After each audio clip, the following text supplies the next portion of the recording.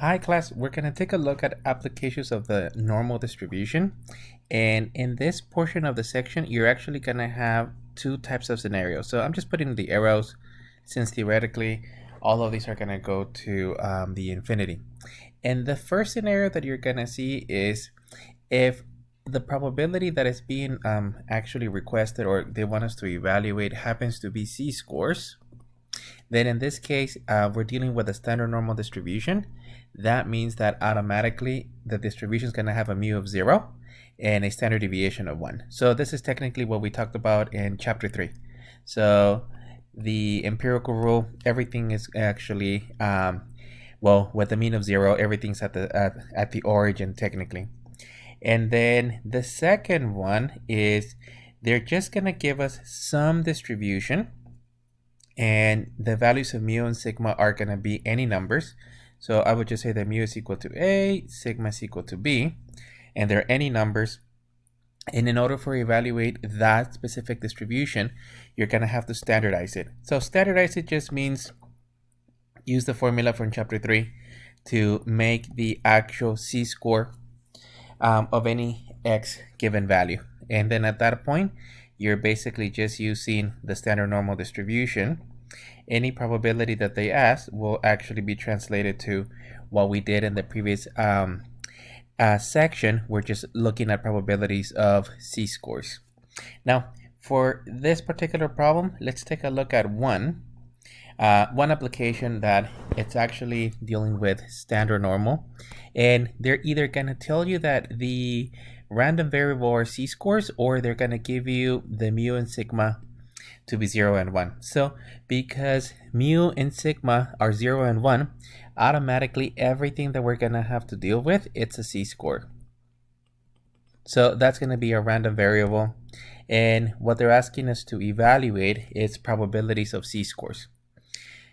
So the very first one, it says that, well, the probability that the reading is less than that given value. So let me declare the actual event. For all of these, they're going to be thermometer readings. So I'm just going to set let C equal to a thermometer reading.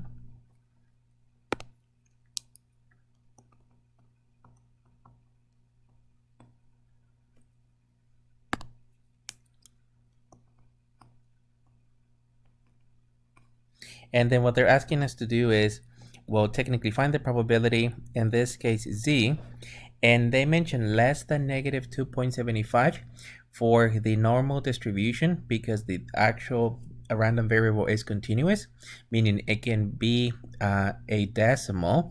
We're just going to say that less than is the same as less than or equal. So less than or equal to negative 2.75. Now they're asking us to provide a sketch. So I'm just going to draw a bell-shaped curve. And keep in mind that all the values are z-scores because of technically, as is stated here, mu is equal to 0, sigma is equal to 1. So we're going to have 0 here, and not to scale, but technically negative 2.75, it's going to be somewhere out here. So the probability that we're going to actually evaluate, it's going to be this actual area. Now to evaluate this one, let's activate the actual command, and it's going to be the normal CDF, because it technically goes from negative infinity up until negative 2.75. Your lower bound, it's going to be a large negative value. So we're just using the negative 100 to indicate that it's going all the way to the infinity. And then we're just going to use negative 2.75. Do not modify mu and sigma because those are actually already given as z-scores. We'll talk about the next problem where we are actually modifying those. So in this case, I'm just going to keep it to 4 decimal places. So this is 0.0029. Actually, let me get 5 and then we'll round it to 3. So 0, 0. So approximately, this one is approximately 0.29. So 0.00297. Actually, 2, 9. Let me just change that 7 to an 8. And that's going to be to 5 decimal places, or approximately 0.00. I'll just keep it a 3. So both of these are fine if it's not stated. If it's a problem from the homework, they're going to want anywhere between 2 to 4. Same idea on my end, anywhere between 2 to 4. Do give me on some of these a couple more extra values and they're rounded. In this case, I'm rounding to 3 decimal places as a final answer. That's 0, 0, technically a 3. And it represents the total area from negative infinity to technically this portion here of the negative 2.75. And that's the probability that the thermometer reading has less than negative 2.75 as a recording. Now, the next one is between 1 to 3. So since we already declared the variable, we can just jump into the evaluation. And same idea, it says between. We're just going to use technically the less than or equal or greater than or equal. So the probability that z less than or equal to 3, greater than or equal to 1. And then picture-wise, we're looking at the following scenario. This is 0. 3, it's about here. This is, whoops, it's actually 1.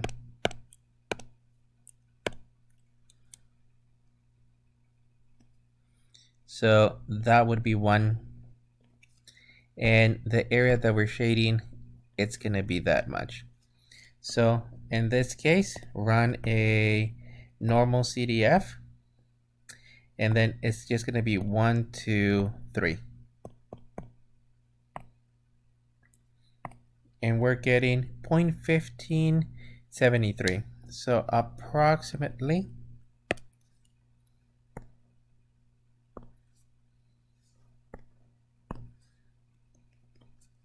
and we ended up with 1573. So 0.1573 or 0.16.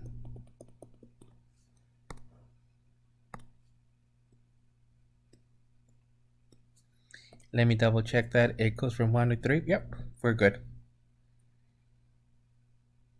Par C says greater than 3.68. So if you were to be using the table, this one wouldn't work with the table because the table stops at 3.5-ish. So this one's just going to have the values of z is greater than or equal to 3.68.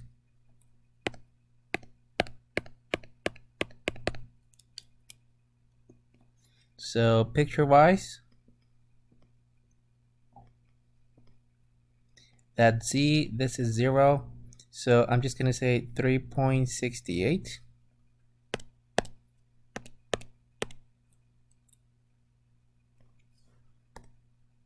And then that represents technically from here all the way to the infinity.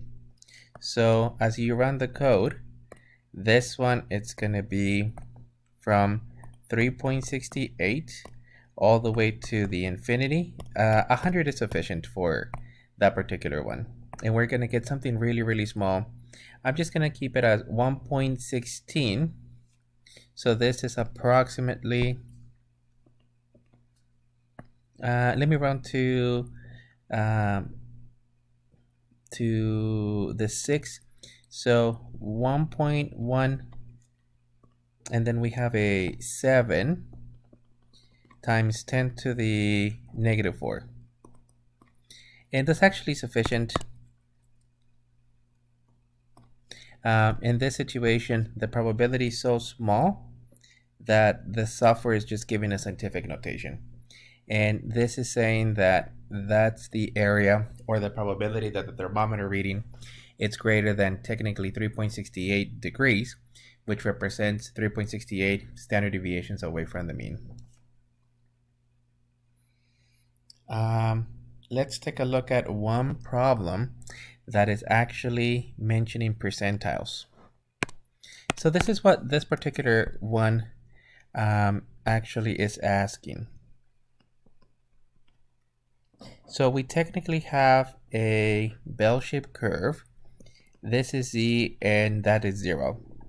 It's asking for 0.85, so that means that the Z-score that we're actually finding, in this case, that's what we're finding, has, in terms of position, 95% area to the left. Now, to find this one, you would simply say, go to the distributions and find the inverse norm. Inverse norm only works for area to the left, so 0.95, and then mu and 0, which is going to give us 1.645. So in this case, our final answer is just going to be that P95, it's approximately to 1.64 and then a 5, which represents a Z-score that has, well, 95% area to the left.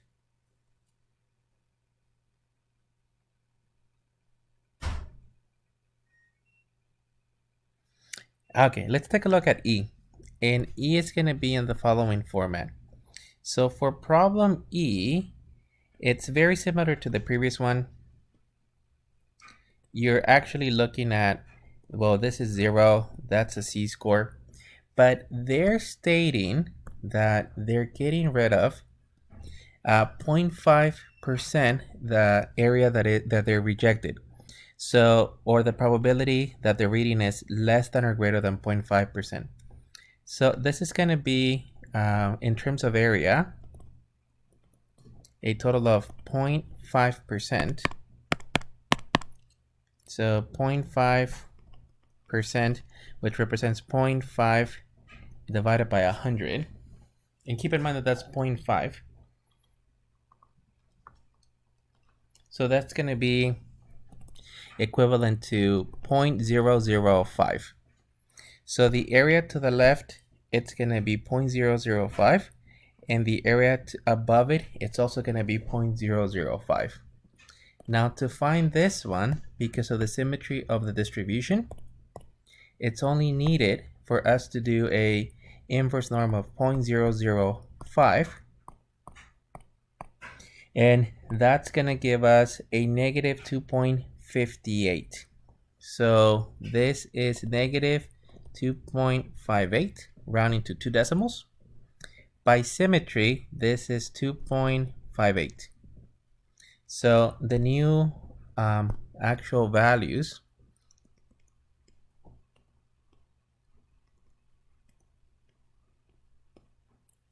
so the new thermometer readings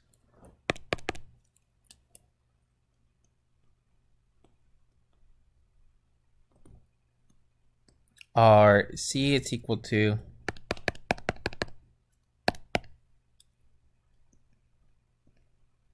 plus or minus negative 2.58. And we didn't have to do the one on the right because of the symmetry. So technically, you're going to have 50% area to the left and then 50% area to the right. Since the cutoff values are the same, there's no need to adjust the actual inverse norm. The inverse norm is only going to give you the one to the left. And then the last question that they're asking is to provide a sketch of the distribution. So technically, your sketch, we're told that, well, in this case, it's bell shape. And this is the values of mu is equal to 0 degrees. Let me go back to get the unit. Degrees Celsius.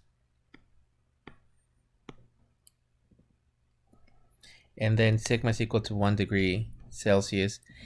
Your Z-scores are here. The title will be thermometer readings.